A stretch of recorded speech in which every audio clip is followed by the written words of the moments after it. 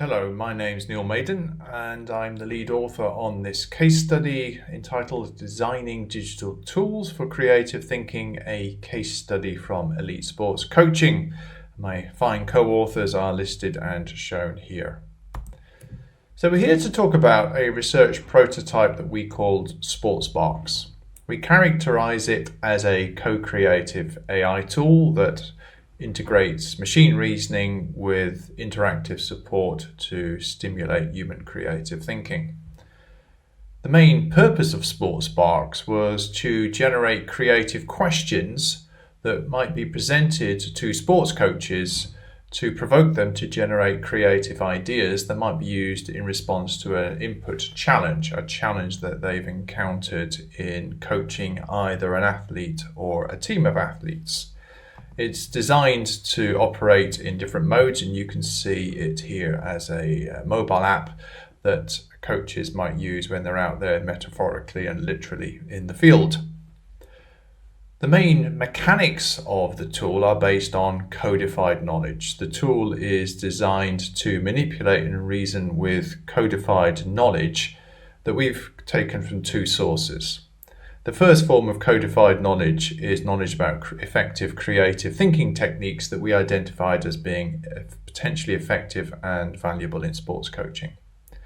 And the second form of codified knowledge is good practices about sports coaching that sports coaches themselves might be keen to learn and adapt. And these two forms of codified knowledge were built into a set of algorithms that you can see the results of here. You can see some creative questions that this prototype of SportsBox is generating. Now, no doubt by this point, some of you are wondering, why do we need a tool to stimulate creative thinking in sports coaching? Perhaps there's already enough creative thinking going on, because you might assume new and useful outcomes would be associated with competitive advantage. Well, however, there is a relatively little uptake of creative thinking practices and theories and models within sports coaching, although that is beginning to change. There is a growing recognition of its potential role in sports. However, certainly in sports coaching, where the creative thinking is being undertaken by the coaches themselves, there's very limited uptake. And we have not identified any other major digital tools that are supporting coaches to be more creative in their work.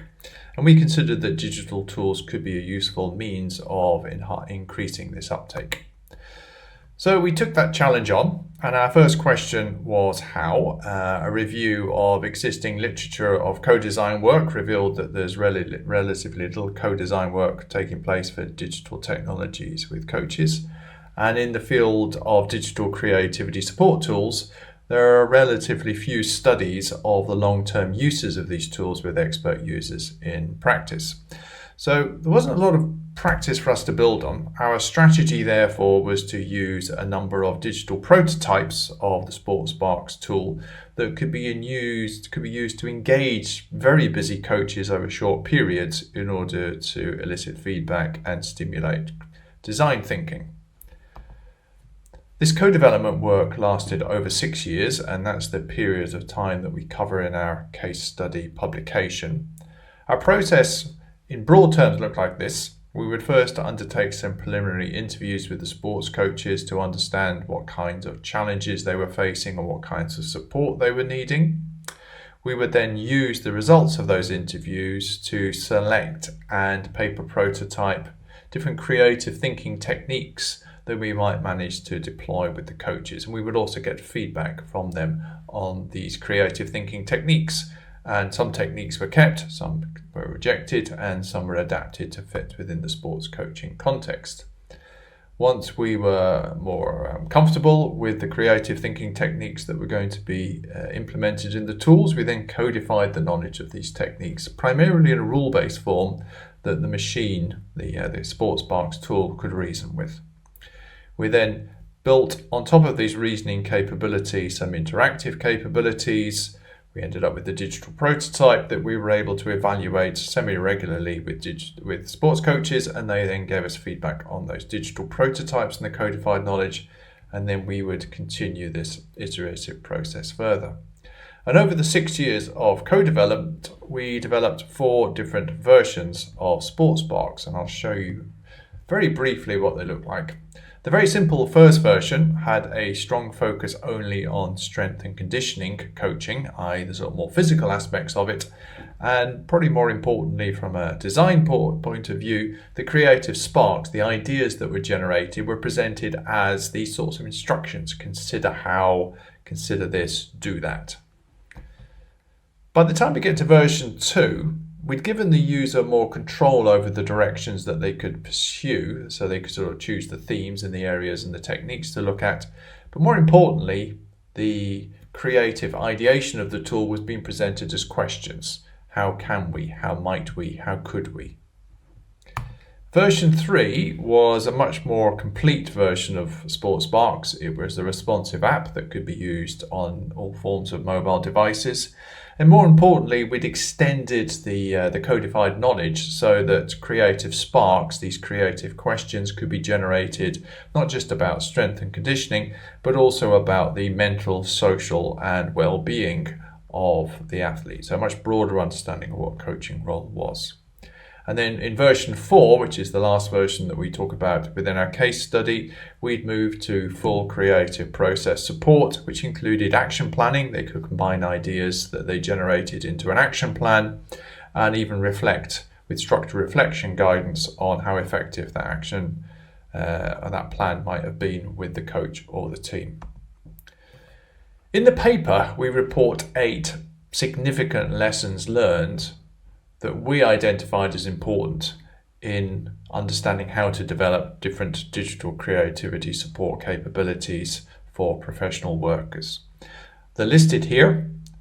You can read about them at much greater length within the publication in the proceedings. What I'm going to do here is focus on the 3 bolded ones, numbers 2, 3, and 6, just to give you a bit more of a flavour of the kinds of findings and reflections that we took away from this process. So probably one of the most significant lessons that we learned was the need to present our creative directions that were generated by our tool as questions to users. Our initial version 1, which presented the creative ideas as instructions, was rejected quite quickly by professional coaches who didn't want to be told how to do their job. If they've been working in a Premier League football club for 15 years, they certainly were not wanting a tool to tell them how to do their job. But there's also some interesting aspects around the ownership of ideas here. Our tool was not designed to automate the ideation process. It was designed to stimulate ideas on behalf of the coaches. And so turning it around as questions was an effective way to do this. And interestingly, that's not a typical way in which most creative thinking techniques work. Secondly, rather than invent our own creative thinking techniques, we made sure that we took established, proven creative thinking techniques and built digital versions of them. So we were building on well-established good practices, and it also enabled us to integrate the digital support with workshop techniques using analog versions of the creative thinking techniques as part of a much wider service. And thirdly, although we tried to give the users as much control, we also sought to maximize automation. So for example, the tool would generate incomplete ideas rather than blank ideas for coaches to generate. And that was really an important sort of step in engaging with the coaches and encouraging them to use the tools. So I'm coming towards the end of the presentation. Just want to give you a heads up on some future directions. We are continuing to develop SportsSparks as a new form of digital creativity support in sports coaching. We see a number of interesting directions to follow up on. One is around working with amateur coaches who need more guidance and support than the elite sports coaches you tend to find at the national sports level. And we're also sort of exploring how student athletes as well as their coaches can use this. So we've identified that athletes themselves, who often coach themselves, might find such tools useful. We've also released a new version 5 if you will, of SportsSparks that we think is even better. So please do go and investigate the research prototype there if you want to know more. And finally, more information about the paper, you can contact us at the authors on the publication and me at this email address.